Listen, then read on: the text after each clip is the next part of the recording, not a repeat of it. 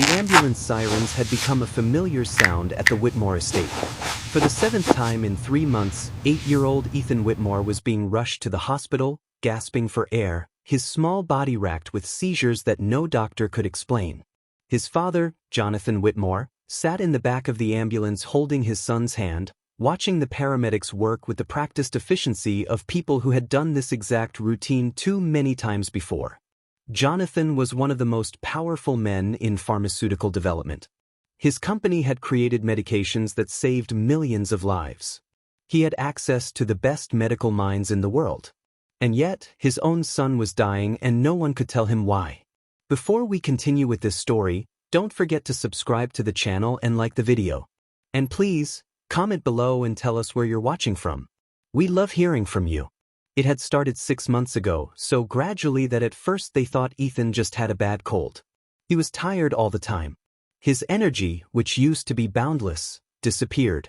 He'd come home from school and fall asleep by 6 in the evening. Then came the headaches. Terrible, crushing headaches that made him cry and vomit. Jonathan took him to their family pediatrician, Dr. Morrison, who ran basic tests. Everything came back normal. Probably just a virus, Dr. Morrison had said. Kids get run down. Give it a week. But a week turned into 2, then 3. Ethan got worse. He started having trouble breathing, especially at night. He'd wake up gasping, his lips tinged blue. His skin developed rashes that appeared and disappeared without pattern. His hands trembled. He couldn't concentrate on anything. His second-grade teacher called, concerned. Ethan was falling asleep in class. He couldn't focus on his work. He seemed confused, disoriented. This wasn't like him. Ethan had always been a bright, energetic child. Jonathan's wife, Catherine, had died 2 years ago from cancer. Ethan was all Jonathan had left. The thought of losing his son, of being completely alone, drove Jonathan to the edge of desperation. He took Ethan to specialists, neurologists at Johns Hopkins, immunologists at Stanford, infectious disease experts at the CDC. They ran every test imaginable. CT scans, blood work, genetic testing, spinal taps, biopsies. They tested for cancers, autoimmune disorders, genetic conditions, environmental toxins, rare infections. Nothing. Every test came back either normal or inconclusive. The doctors were baffled. They'd never seen anything like it. It's like his body is being poisoned, one immunologist said, but we can't find the poison. The seizures started in month 4. Ethan was having breakfast when his entire body went rigid. His eyes rolled back. He collapsed onto the floor, convulsing. It lasted 90 seconds that felt like 90 years. When it was over, Ethan didn't remember what had happened. The hospital kept him for a week, monitoring him, running more tests. The neurologist found some abnormal brain activity but couldn't identify a cause. They sent him home with anti-seizure medication. It didn't help. The seizures kept coming. Sometimes multiple times a day. Ethan couldn't go to school anymore. It wasn't safe. He couldn't be left alone. Jonathan hired private nurses to monitor him around the clock. The nurses rotated in 12-hour shifts, documenting every symptom, every change, every episode. Jonathan converted his home office into a medical station. He had equipment brought in. Oxygen tanks, EKG monitors, emergency medications. His house began to look like a hospital. And still, Ethan got worse. By month 5, Ethan could barely walk. His muscles were weak, his coordination gone. He spent most of his days in bed or on the couch, too exhausted to do anything else. He stopped eating. Food made him nauseous. He was losing weight, his small frame becoming skeletal. Jonathan was losing his mind.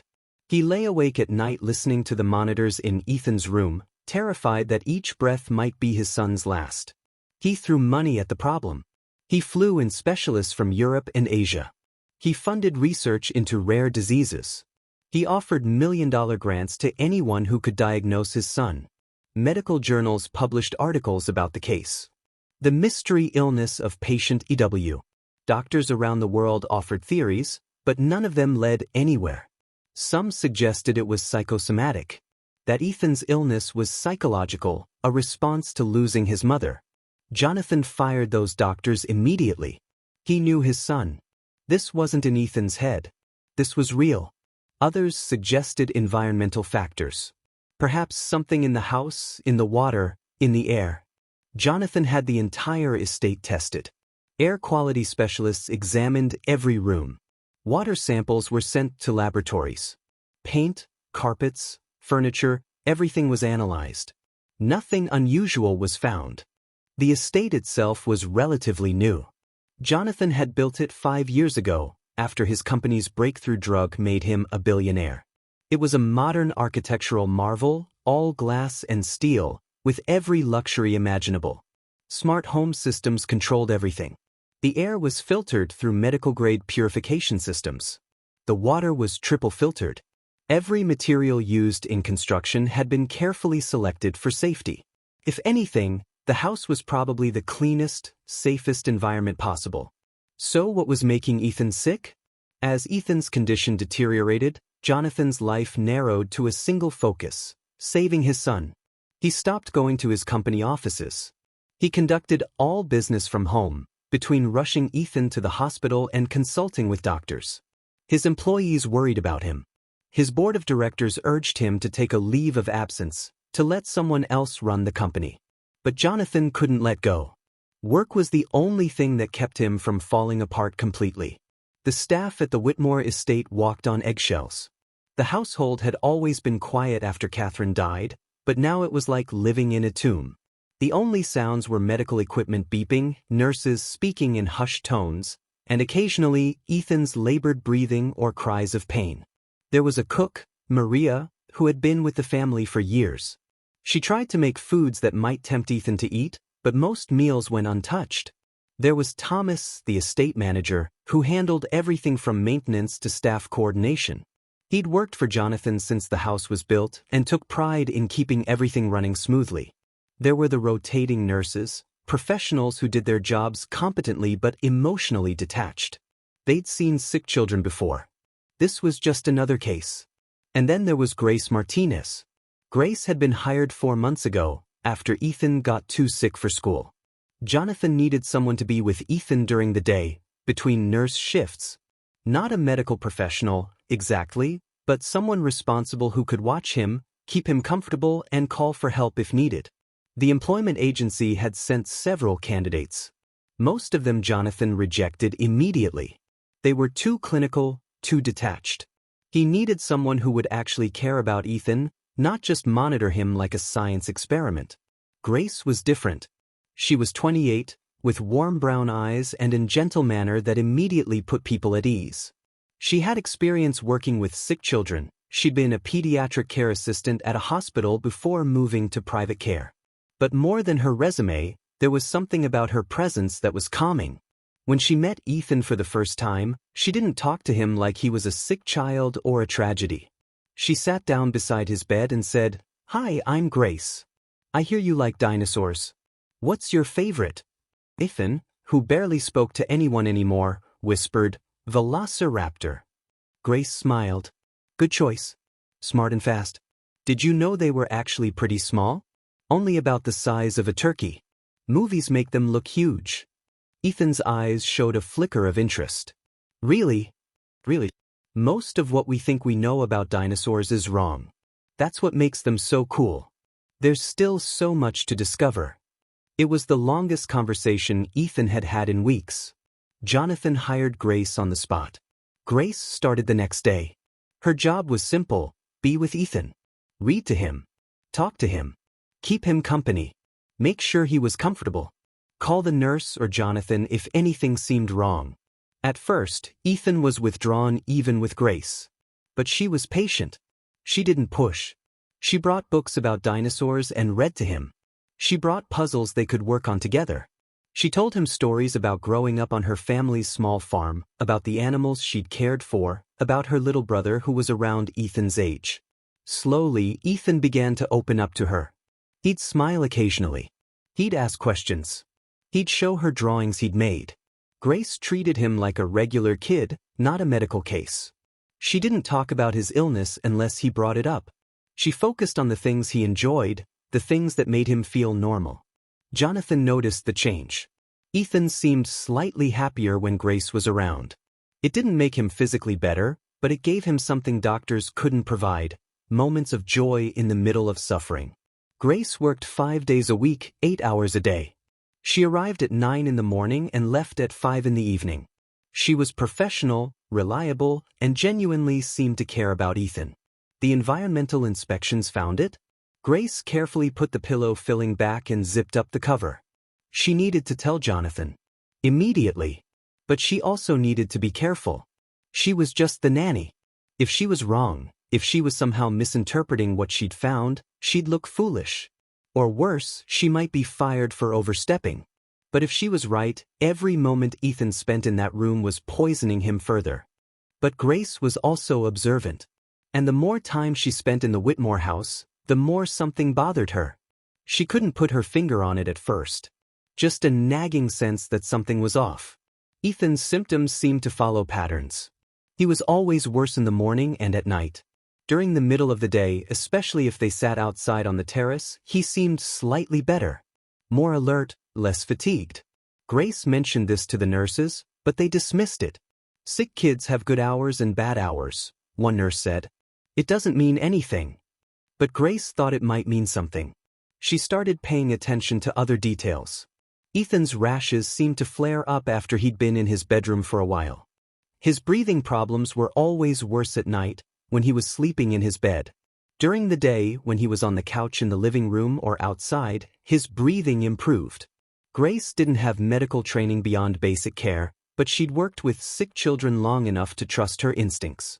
Something about Ethan's bedroom was making him worse. She mentioned it to Jonathan one evening.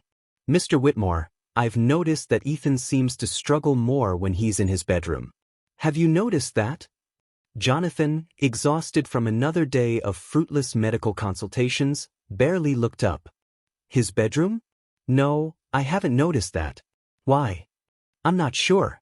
It's just a pattern I've observed. He breathes easier when he's out of that room." Jonathan sighed. "Grace, we've had environmental specialists test every inch of this house. There's nothing wrong with his bedroom. It's probably the safest room in the entire building."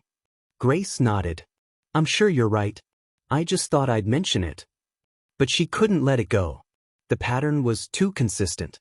She started documenting it in a small notebook. Times when Ethan's symptoms flared. Times when they improved. Where he was. What he was doing. Over and over, the pattern held. Worse in the bedroom. Better outside it. One afternoon, while Ethan was napping on the living room couch and the nurse was on break, Grace went into his bedroom. She stood in the doorway, looking around. It was a beautiful room. Large, bright, with windows overlooking the estate gardens. The furniture was expensive and tasteful. Dinosaur posters on the walls. Shelves full of toys and books. Everything a child could want. Grace walked around the room slowly, examining everything. The walls, the windows, the carpet, the closet. Nothing seemed obviously wrong. She checked the air vents. She looked under the bed. Just some forgotten toys. She was about to leave when something caught her eye. The bed itself. It was an expensive, custom-made bed with an ornate headboard. The pillows were large, luxurious, covered in expensive fabric. Grace walked closer and looked at the pillows. There were 4 of them, arranged decoratively. Ethan actually slept on just one, but the others were there for appearance. Grace picked up one of the decorative pillows and examined it. It looked normal. But when she squeezed it slightly, she noticed something odd. The filling felt lumpy, uneven. She squeezed another pillow. Same thing. Strange. High-end pillows shouldn't feel like this. Grace looked around to make sure she was alone, then she did something that would change everything. She unzipped one of the pillow covers and looked inside. What she saw made her heart stop. The pillow filling wasn't normal synthetic fiber or down. Mixed in with the white filling was something else. Something dark. Something organic. Something that looked like mold. Grace's hands started shaking. She pulled more filling out, examining it. The mold was extensive, threaded throughout the pillow filling. Black and green patches, fuzzy and wet. She checked another pillow. Same thing. All 4 decorative pillows were filled with mold. Not just surface mold. Deep, pervasive contamination. Grace's mind raced. Mold exposure could cause all of Ethan's symptoms. Respiratory problems, neurological issues, seizures, rashes, fatigue. Everything. She'd heard about toxic mold before. About how dangerous it could be, especially to children. But how had mold gotten inside the pillows? And why hadn't? Grace made her decision. She took out her phone and photographed the inside of the pillow, making sure the mold was clearly visible. Then she went downstairs to find Jonathan.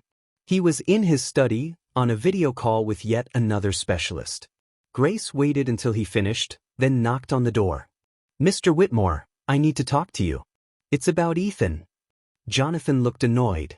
"Grace, I'm very busy. Can it wait?" "No, sir. I really don't think it can." Something in her voice made Jonathan pay attention. "What is it?" Grace stepped into the study and closed the door. "I think I found something in Ethan's bedroom. Something that might be making him sick." Jonathan stood up immediately. What did you find?" Grace pulled out her phone and showed him the photograph. "Mold, sir. Inside his pillows. Extensive contamination." Jonathan stared at the image, his face going pale. That's not possible. We had the house tested. Everything was clear." "I know, sir. But I'm looking at mold right now. It's hidden inside the pillow filling. The inspectors wouldn't have found it unless they opened up every pillow and examined the contents." Jonathan was already moving, heading toward the stairs. Grace followed him. They went to Ethan's bedroom.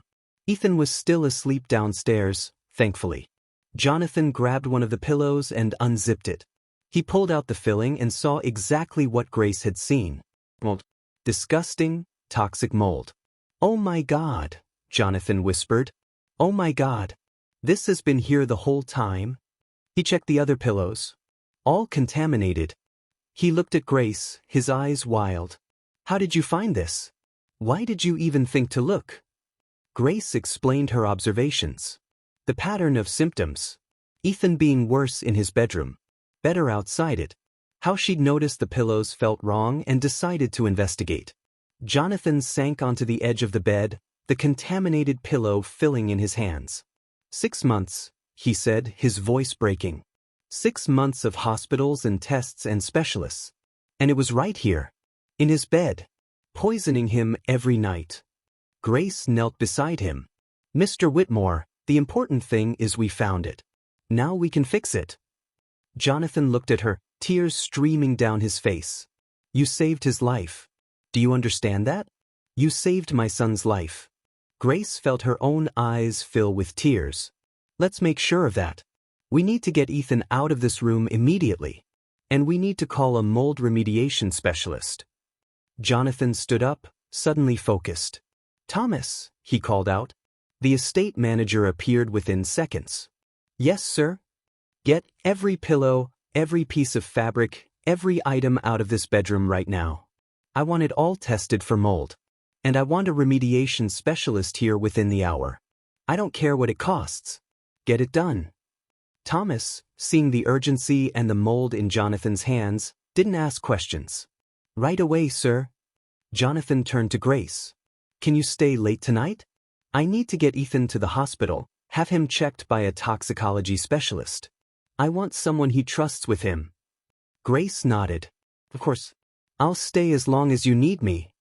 Jonathan looked at her with an expression of profound gratitude and relief. "Thank you, Grace. Thank you for paying attention. For caring enough to investigate when something seemed wrong. You did what all those expensive doctors couldn't do. You found the truth." As they left Ethan's bedroom, closing the door on the source of 6 months of suffering, Grace felt a mixture of emotions. Relief that they'd finally found the answer. Anger that it had taken so long, that no one else had thought to check something so simple. And profound sadness for all the pain Ethan had endured unnecessarily. But mostly she felt hope. Because now they knew. Now they could help him. Now Ethan could finally get better. Jonathan woke Ethan gently from his nap on the living room couch. "Hey buddy, we're going to go see the doctors again. But this time, I think we might finally have some good news." Ethan, groggy and confused, just nodded. He was used to hospital visits. Grace is coming too, Jonathan added. Ethan's face brightened slightly. Really? Really? Grace said, appearing beside them. I'm not going anywhere. As the car pulled out of the estate, heading toward the hospital, Jonathan looked back at the house. At the bedroom window where his son had been slowly poisoned for 6 months. He thought about all the money he'd spent on specialists and tests, all the advanced medical technology that had found nothing, and how in the end, it was the simple observation of a caring nanny cleaning pillows that had saved his son's life. Sometimes the answer wasn't in sophisticated tests or expensive consultants. Sometimes it was in the details that only someone who truly cared would notice. Sometimes it took someone willing to look beyond the obvious, to trust their instincts, to investigate when something felt wrong. Jonathan glanced at Grace, who was sitting in the back seat with Ethan, holding his hand. She had saved his son. Not with medical degrees or advanced training, but with attention, care, and the courage to speak up when she found something wrong. He would spend the rest of his life being grateful to her. But first, he needed to make sure Ethan got the treatment he needed. The treatment that, finally, after 6 months of mystery and suffering, they could actually provide. Because now they knew the truth. And the truth, as painful as it had been to discover, was the only thing that could set them free. The toxicology report confirmed what Grace had discovered. Ethan's blood showed elevated levels of mycotoxins, the poisonous compounds produced by toxic mold. The specific type found in his system matched the black mold that had been growing inside his bedroom pillows. Dr. Sarah Patel, the toxicologist, sat with Jonathan in her office reviewing the results. Mr. Whitmore, your son has been suffering from chronic toxic mold exposure. The symptoms he's experienced, the respiratory problems, seizures, neurological issues, rashes, fatigue, they're all consistent with mycotoxin poisoning. Jonathan stared at the medical charts, anger and relief warring inside him. How did none of the other doctors catch this? Dr. Patel sighed. Toxic mold exposure is difficult to diagnose because the symptoms mimic so many other conditions. And most doctors don't think to test for it unless there's obvious environmental mold or the patient specifically mentions exposure. The blood tests for mycotoxins aren't part of standard panels. You have to specifically request them. But the environmental inspectors checked the house, Jonathan said. They said everything was clean. They probably tested the air and surfaces, Dr. Patel explained. But if the mold was sealed inside the pillows, it wouldn't show up in air quality tests. The mycotoxins would be released when Ethan's head compressed the pillows during sleep, but in concentrations too low for standard air monitoring to detect. It was a perfect storm of circumstances that made this almost impossible to find. Jonathan rubbed his face. So what do we do now? How do we fix this? Dr. Patel's expression softened. The good news is, now that we know what we're dealing with, we can treat it. Ethan's body needs to eliminate the accumulated toxins. We'll start him on a chelation therapy protocol to help bind and remove the mycotoxins. He'll need supplements to support his liver and kidneys. Anti-inflammatory medications to help with the neurological symptoms. And most importantly, absolutely no further exposure. The bedroom has been sealed off, Jonathan said. I've hired the best mold remediation company in the country. They're tearing out everything. The pillows, the mattress, the bedding, even the furniture. They're testing every surface. Dr. Patel nodded approval. Good. I also recommend having the entire house inspected again, thoroughly. If mold contamination was that severe in the pillows, there might be other sources you haven't found yet. Jonathan's stomach dropped. You think there could be more? It's possible. The question is, how did it get into the pillows in the first place? Mold doesn't spontaneously generate inside sealed pillow casings. There had to be a source of moisture, spores, and the right conditions for growth. Jonathan thought about this. The pillows were custom-made. Ordered from an expensive boutique company about 8 months ago. They were supposed to be hypoallergenic, premium materials. I'd recommend having them analyzed by an independent laboratory, Dr. Patel said. If the mold was present when they were manufactured, other customers might be at risk.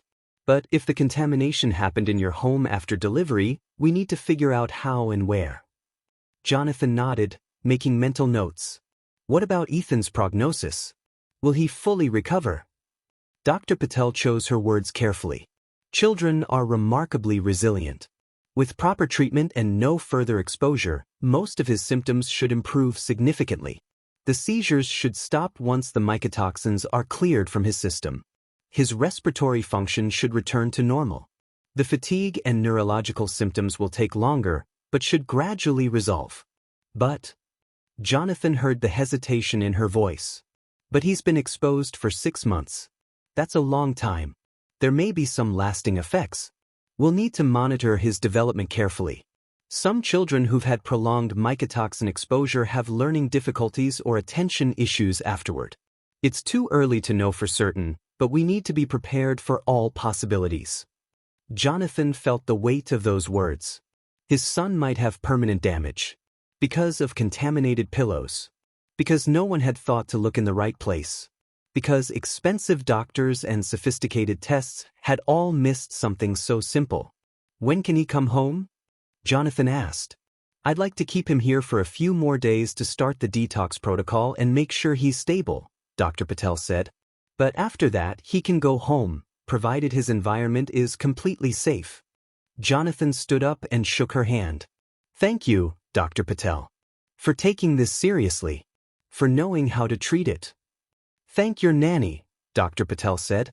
She's the one who found it. Most people in her position wouldn't have investigated. They would have just accepted what they were told and moved on.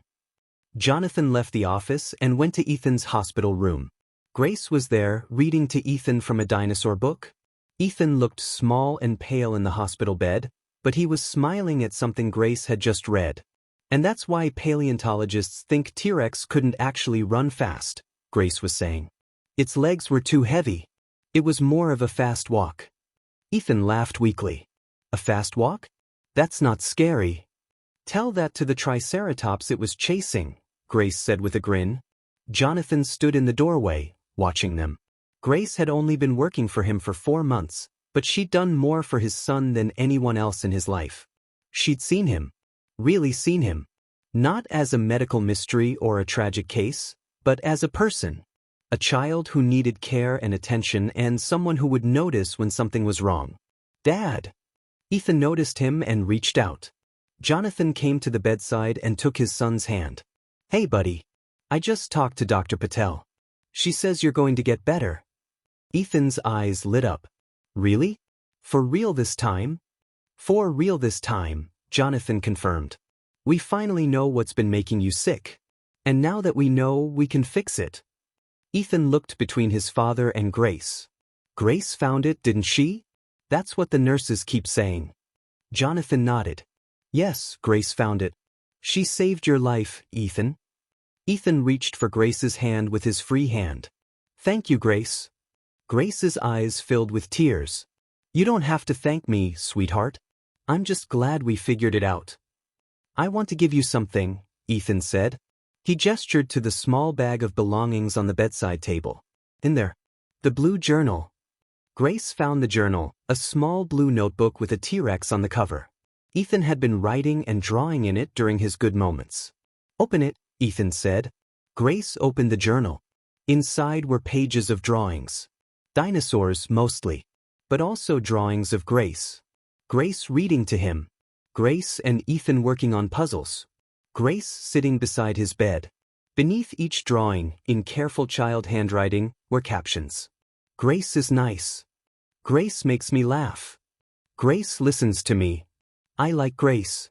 On the last page with drawings, Ethan had written, Grace is my hero. She saved me. Grace couldn't stop the tears. She closed the journal carefully and hugged it to her chest. Ethan, this is the most wonderful gift anyone has ever given me. Ethan smiled, exhausted but happy. I worked on it when you weren't looking. I wanted to surprise you. Jonathan watched this exchange, his own emotions overwhelming him. This woman, who he'd hired just 4 months ago, had become essential to his son's life. And to his own. Over the next 3 days in the hospital, Ethan's condition began to improve. The detox protocol was working. His breathing became easier. The constant fatigue started to lift. He had more energy, more alertness than he'd shown in months. Dr. Patel was encouraged. He's responding well to treatment. Better than I expected, honestly. Children's bodies are remarkable. On the fourth day, Ethan was cleared to go home. But home looked very different now. Jonathan had spared no expense in the remediation. The mold specialists had done a complete inspection of the entire house. They'd found the source of the contamination. One of the bathroom pipes behind the wall adjacent to Ethan's bedroom had been leaking slowly for months. The leak had created moisture in the wall cavity. Mold spores, which exist naturally in all environments, had found the perfect conditions to grow. The mold had spread through the wall cavity and somehow contaminated the custom pillows that had been stored in Ethan's closet before being placed on his bed. The decorative pillows had absorbed moisture and spores from the contaminated closet air. By the time they were placed on Ethan's bed, they were already growing mold internally. Every night when Ethan slept, his head compressed the pillows, releasing mycotoxins directly into his breathing space for 8 to 10 hours. It was a perfect storm of circumstances that had nearly killed him. The remediation team had torn out the affected walls, replaced the leaking pipe, removed all the contaminated materials, and treated every surface with antimicrobial solutions. They'd installed additional air purification systems and humidity monitors throughout the house. Ethan's entire bedroom had been gutted and rebuilt from scratch. New walls, new flooring, new everything. Jonathan had hired an interior designer to redecorate, but he'd asked Grace to be involved in the choices.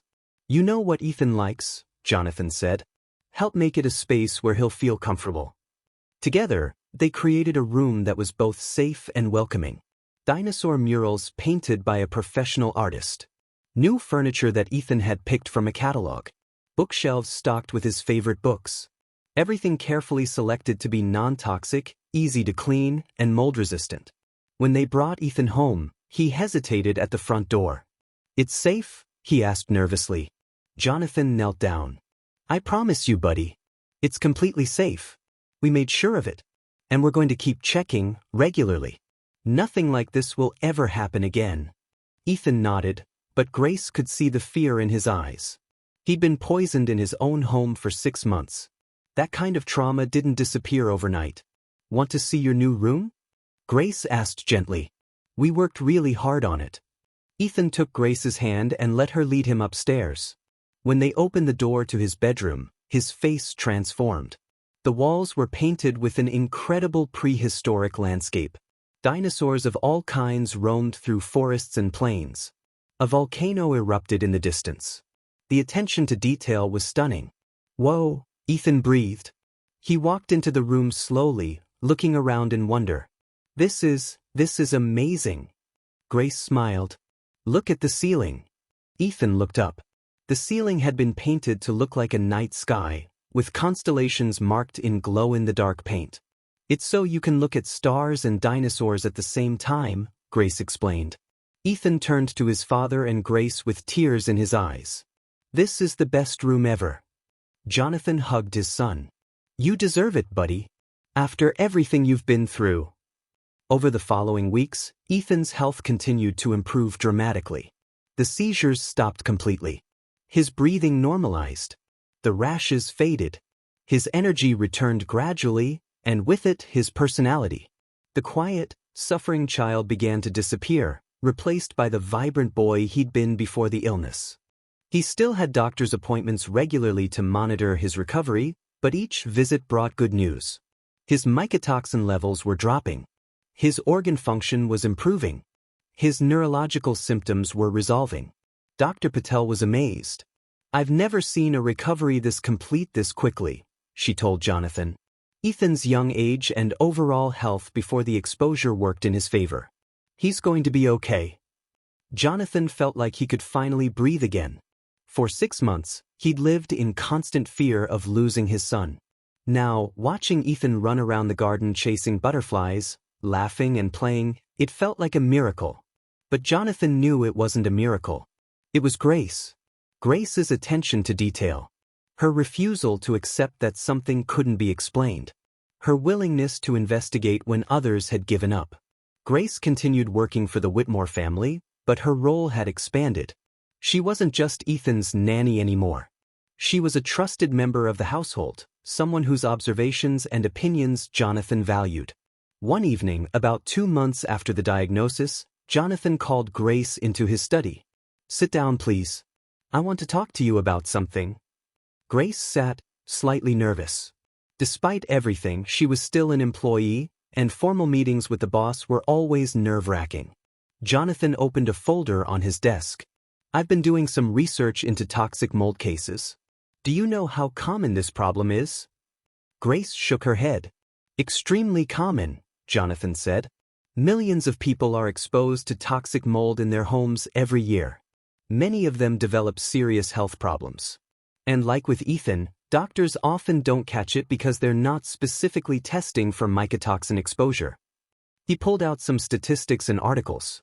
"I've read case after case of families bankrupting themselves trying to figure out what's wrong, going from specialist to specialist, while the answer is literally in their walls or their furniture or their ventilation systems." Grace listened, not sure where this was going.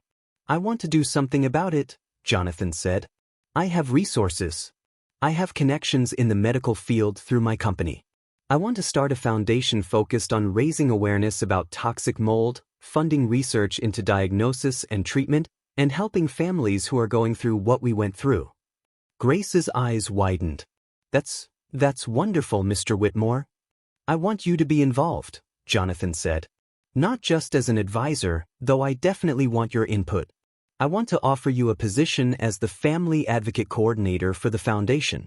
You'd work with families dealing with mysterious illnesses, help them navigate the medical system, teach them what to look for in their environments. You'd essentially do for other families what you did for us." Grace was stunned. "Mr. Whitmore, I don't have medical training. I'm not qualified for something like that." "You're more qualified than you think," Jonathan said firmly. "You have something that no amount of medical training can teach. You pay attention. You care. You trust your instincts. Those are the skills that saved Ethan's life. Those are the skills that could save countless other children." He slid a paper across the desk. "This is the salary I'm offering. It's substantially more than what you make now. The position would come with full benefits, education reimbursement if you want to get additional training, and you'd have the backing of my company's resources." Grace looked at the number on the paper and felt dizzy. It was 3 times what she currently made. "I also want to set up a college fund for your brother," Jonathan added. "You mentioned he's struggling to afford school. Consider it a thank you for saving my son's life." Grace felt tears welling up. "Mr. Whitmore, I don't know what to say." "Say yes," Jonathan smiled. "Say you'll help me make sure no other family has to go through what we did.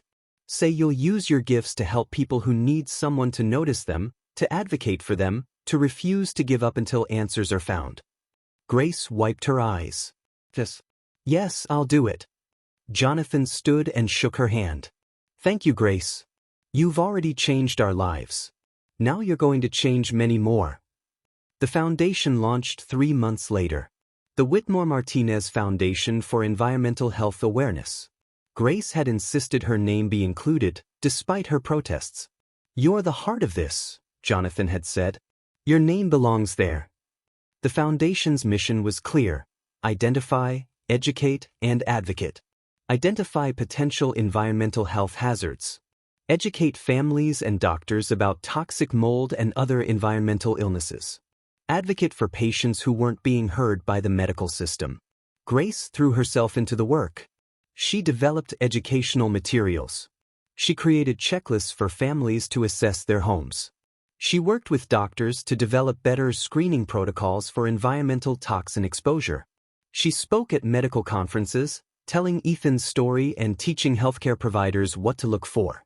Most importantly, she worked directly with families.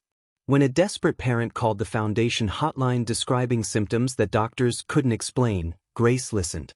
Really listened.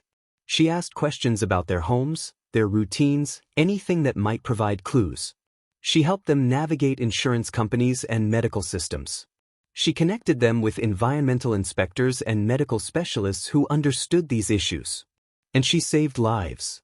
In the first year alone, the foundation identified over 100 cases of toxic mold exposure that had been misdiagnosed as other conditions. Children who'd been told they had psychiatric disorders when they actually had mold poisoning. Adults who'd been diagnosed with chronic fatigue syndrome when their homes were making them sick. Families who'd been on the verge of giving up who finally got answers. Each success story felt personal to Grace. She remembered what it was like to watch Ethan suffer, to feel helpless, to know something was wrong but not know what. Now she could help others avoid that experience, or at least shorten it. Ethan thrived. By his 9th birthday, he was completely healthy. Back in school full-time, playing sports, being a normal kid. He still loved dinosaurs and spent hours reading about paleontology. He wanted to be a scientist when he grew up, he announced. Someone who solved mysteries. Like Grace did, he said. Grace attended his birthday party, no longer as an employee but as family. That's what she'd become to them. Family. Ethan insisted she sit next to him when he blew out his candles. Make a wish, everyone called out. Ethan closed his eyes, thought hard, then blew out all 9 candles in one breath. Later, Grace asked him what he'd wished for. Ethan grinned. I can't tell you, or it won't come true. But it was about you. About me? Grace was surprised. Yeah. I wish that every kid who's sick like I was gets to have someone like you. Someone who pays attention and doesn't give up. Grace hugged him tight. That's the best wish anyone could make. Jonathan watched them from across the room. His son was alive, healthy, happy. His home was safe. And he'd found a purpose beyond just making money. The foundation was growing, helping more people every month. All because Grace had cared enough to clean some pillows and pay attention to what she found.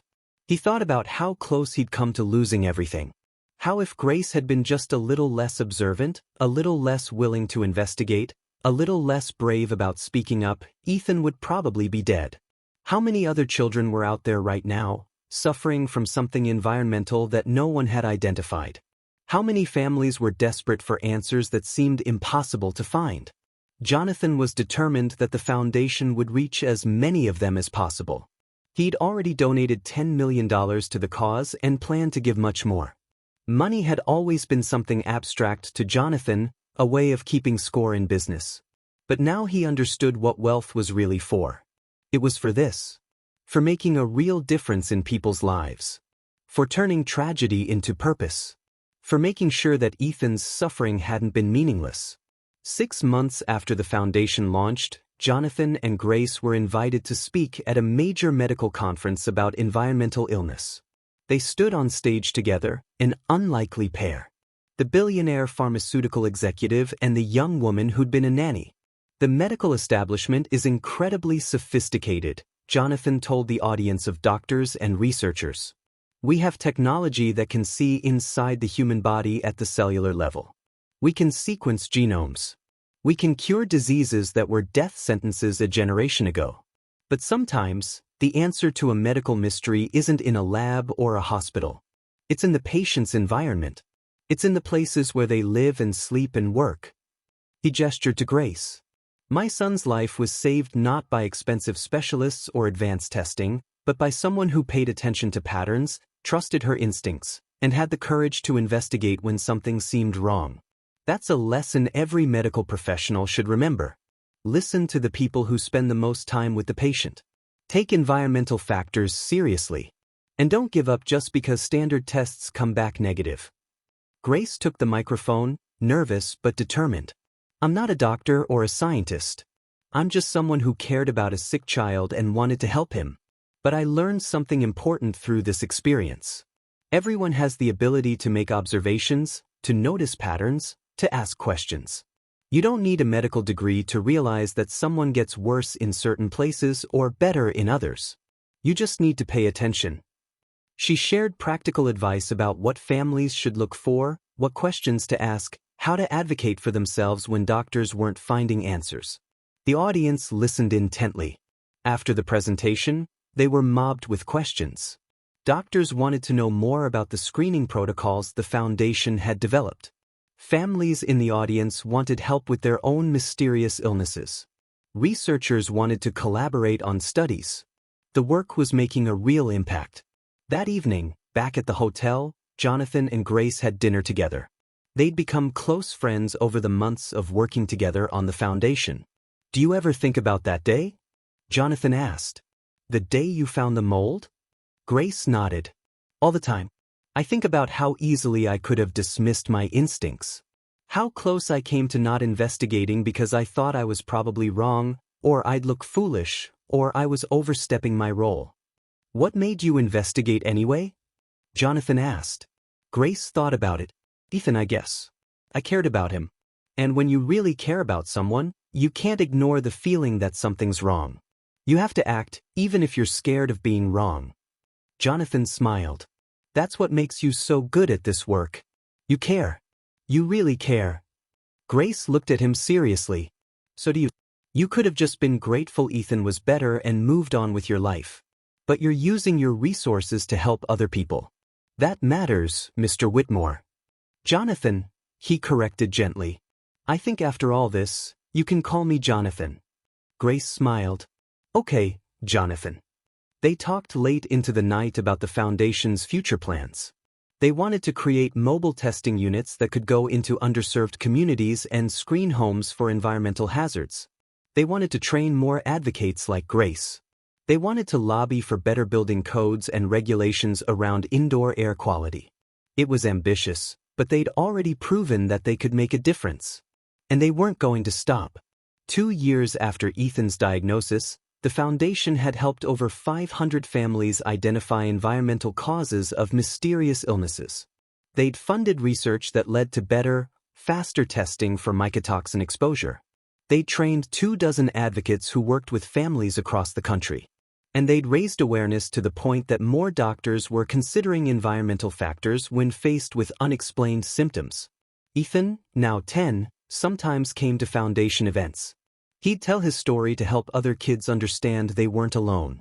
He'd become a powerful advocate himself, showing that recovery was possible. One day, a woman approached Grace at a foundation fundraiser. She was holding the hand of a little girl who looked healthy and happy. "Are you Grace Martinez?" the woman asked. "Yes," Grace said. The woman's eyes filled with tears. "You saved my daughter's life. We called the foundation hotline 8 months ago. My daughter had been sick for a year, and doctors couldn't figure out why. You walked me through assessing our home. We found mold in the air conditioning system. Once we fixed it and she got treatment, she recovered completely." She gestured to the little girl. "Emma wanted to meet you. To say thank you." Emma, shy but determined, stepped forward. "Thank you for helping my mom figure out what was wrong. I'm better now." Grace knelt down to Emma's level. "I'm so glad you're better. You're very brave." Emma handed Grace a drawing. It showed a girl and a woman holding hands, with the sun shining above them. At the bottom, Emma had written, "Grace is a hero." Grace hugged the little girl, tears streaming down her face. This was why she did this work. For moments like this. For children who got their lives back. For families who got answers. For the knowledge that paying attention, caring deeply, and refusing to give up could change everything. That night, Grace visited the Whitmore house for dinner, something that had become a regular occurrence. Ethan ran to greet her at the door. "Grace, Dad said you might bring pictures from the event. Did you?" Grace pulled out her phone and showed him photos from the fundraiser, including one of her with Emma. "That little girl is healthy now because of the foundation," Grace explained. "Her mom called our hotline, and we helped them figure out what was making her sick." Ethan studied the photo seriously. "That's so cool. You're like a detective, but for sick kids." Grace laughed. "I guess that's one way to look at it." Over dinner, Jonathan made an announcement. "I've been talking with the board, and we're expanding the foundation internationally. We've had requests for help from families in 12 different countries. We're going to develop resources that can be translated and adapted for different regions." Grace was amazed. "That's incredible." "It is," Jonathan agreed. "And it's because you proved that this model works. That having someone who listens, who advocates, who helps people navigate complex systems makes a real difference." Ethan raised his juice glass. "I want to make a toast." Everyone lifted their glasses. To Grace, Ethan said solemnly, who saved my life and now is saving lots of other kids' lives. You're the best. They clinked glasses, and Grace felt overwhelming gratitude. Her life had changed so completely in 2 years. She'd gone from being a nanny who happened to notice something wrong to running a foundation that was making an international impact. All because she'd cared enough to investigate when something seemed off. All because she trusted her instincts when everyone else had given up. All because she'd been willing to speak up, even when she was scared of being wrong. After dinner, Grace and Ethan sat on the terrace while Jonathan took a phone call. The sun was setting, painting the sky in brilliant oranges and pinks. Grace, Ethan said quietly, I don't really remember being sick anymore. Not like I used to. It's like it happened to someone else. Grace nodded. That's good, Ethan. That means you've healed. Not just your body, but your mind too. But I remember you, Ethan continued. I remember you being there. Reading to me. Talking to me like I was normal.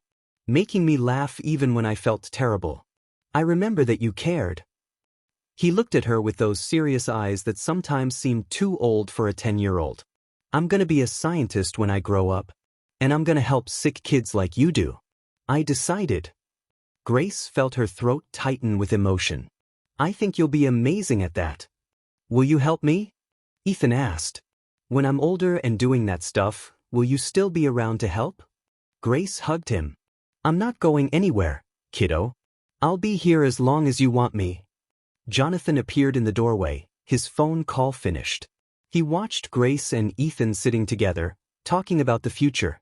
His son was alive and healthy, with dreams and plans and a whole life ahead of him. It had almost not happened. If Grace hadn't been observant, if she hadn't investigated, if she hadn't spoken up, Ethan would be dead.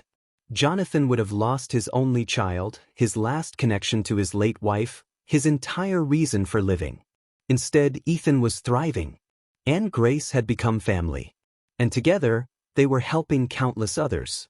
Jonathan thought about the expensive doctors and specialists who'd run test after test and found nothing. He thought about all the money and resources he'd thrown at the problem with no results. And then he thought about Grace, systematically checking Ethan's room, trusting her instincts, opening a pillow and finding the truth. Sometimes the most important discoveries came from the simplest actions. Sometimes the answer was right there, hidden in plain sight, waiting for someone who cared enough to look. Sometimes the hero wasn't the one with the most degrees or the most advanced technology. Sometimes the hero was the person who paid attention, who noticed patterns, who refused to accept that something couldn't be explained. Grace had been that person for them. And now, through the foundation, she was being that person for hundreds of other families. Grace, Jonathan called out, joining them on the terrace. Thank you. For everything. For saving Ethan. For helping all those other families. For showing me what really matters. Grace smiled. Thank you for listening when I told you what I found. For believing me. For using your resources to help others. That's what really matters. Ethan stood up. Group hug. Grace and Jonathan laughed but obliged, the three of them standing together on the terrace as the sun set. A billionaire, a former nanny, and a boy who'd almost died but was now full of life and dreams. An unlikely family, brought together by tragedy and held together by love and shared purpose. In the house behind them, Ethan's bedroom stood clean and safe, a far cry from the contaminated space that had nearly killed him. The pillows that had been filled with mold were long gone, replaced by carefully selected, rigorously tested alternatives. But the memory of what those pillows had hidden remained. A reminder that danger could lurk in unexpected places. That answers could be found in the smallest details. That sometimes the difference between life and death came down to someone caring enough to investigate when something seemed wrong. Grace had cared. She'd investigated. She'd found the truth. And in doing so, she'd saved not just one life, but countless others. Because now, families across the country and around the world had someone they could call when doctors couldn't find answers. Someone who would listen, who would help them look in the places that others overlooked, who would refuse to give up until the truth was found. The Foundation's motto, displayed on all their materials, came from Ethan himself. He'd suggested it during a brainstorming session, and everyone had immediately agreed it was perfect. Pay attention. Trust your instincts. Never stop looking for answers. Simple words. But they contained everything Grace had taught them. Everything that had saved Ethan's life. Everything that was now saving hundreds of other lives. As darkness fell and they moved back inside, Grace felt profound satisfaction. Her life had purpose. Her work mattered. She was making a real difference in the world. All because she'd cleaned some pillows and paid attention to what she found. Sometimes that's all it took. Attention. The courage to speak up. And the refusal to accept that something couldn't be explained. Those simple things could change everything. They had changed everything for Ethan. For Jonathan. For all the families the foundation had helped. And they would continue changing lives, one observation at a time, one investigation at a time, one truth discovered at a time. The mystery illness that no doctor could cure had been solved not by medical expertise, but by human care. That was a lesson worth remembering, worth sharing, worth building an entire foundation around. And as Grace tucked Ethan into his new, safe bed that night, reading him one more chapter about dinosaurs before he fell asleep, she knew she was exactly where she was meant to be. Doing exactly what she was meant to do. Paying attention, caring deeply, and helping others find the truths that were hiding in plain sight, waiting for someone brave enough to look.